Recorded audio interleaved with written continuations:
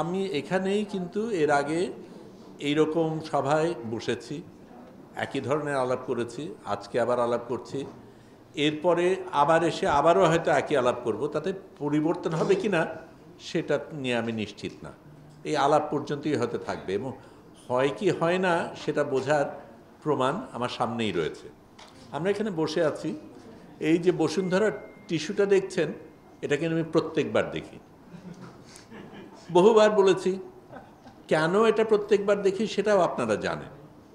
তারা কি করে, কি করেছে, কি করতে যাচ্ছে সেগুলি আপনারা জানেন, কিন্তু তারা ধরাছোঁয়ার বাইরে। তার একটা ছোট্ট কথা যেটা আমরা অনেকেই বলেছেন, টাকার ব্যাপার।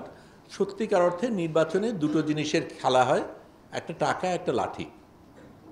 টাকা এবং লাঠি যদি থাকে তাহলে সে মোটামুটি নিশ্চিত যে সে ওই জায়গায় যাবে। সকলে যেতে পারে না, কারণ যথেষ্ট টাকা বা যথেষ্ট লাঠি থাকে না।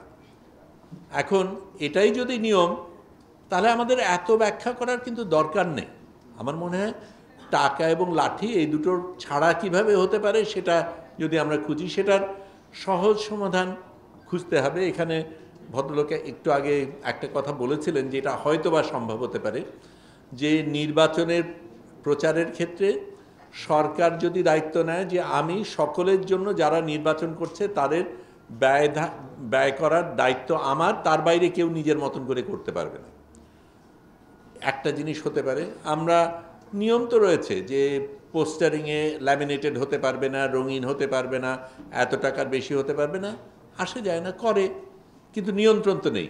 নিয়ন্ত্রণ যেখানে নেই, এটা সোজা ব্যাপার। আমি এটা আজকে নির্বাচন হতে যাচ্ছে, কিন্তু আমি মনে করি যদি আমি যা খুশি করে পার পেয়ে যেতে পারি, তাহলে ওখানে ফেরেশতা বসলেও সে উল্টাপাল্টা করবে, কারণ তার উপর কোনো নিয়ন্ত্রণ নেই। এই নিয়ন্ত্রণ করার দায়িত্ব কিন্তু আমাদের সকলের, এবং আমি এটা এই জায়গায় আমরা অন্যদের দায়িত্ব বলছি, সরকার কি করবে, জনগণ কি করবে বলছি, আমি কি করতে পারি সেই জায়গায় আসতে চাই।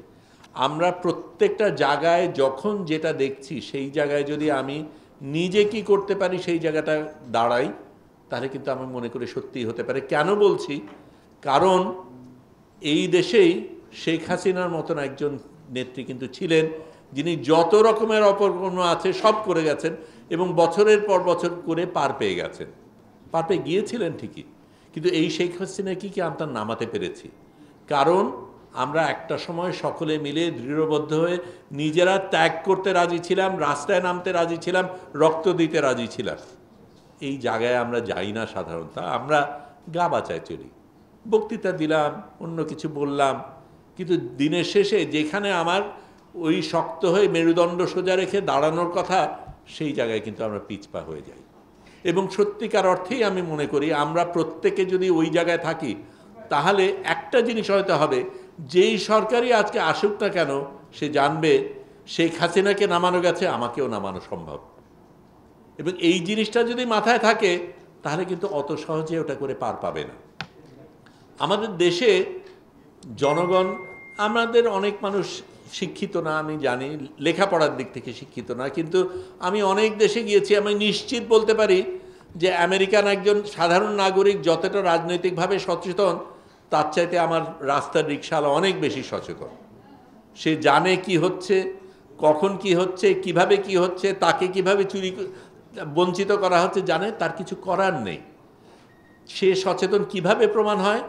যেখানে সুষ্ঠু নির্বাচন হয়েছে, এবং আমাদের দেশে তত্ত্বাবধায়ক সরকার ছাড়া সেটা আজ পর্যন্ত হয়নি, প্রত্যেকবারই কিন্তু সরকারকে তারা হটিয়ে দিয়েছে, এবং সেটা জানে বলেই আমাদের তত্ত্বাবধায়ক সরকার সরানো হয়েছে। কারণ তারা তো জানে যে সুষ্ঠু নির্বাচন হলে আমি হারবো, কারণ জনগণ কিন্তু জানে।